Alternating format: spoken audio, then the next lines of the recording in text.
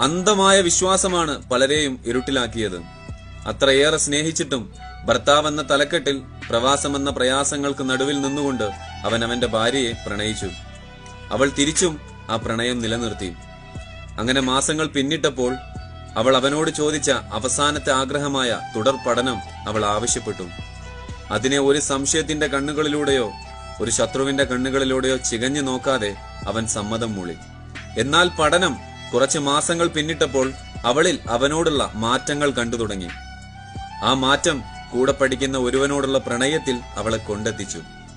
തകർന്ന മനസ്സുമായി നാട്ടിലെത്തിയ അവനോട് അവളെല്ലാം തുറന്നു പറഞ്ഞു.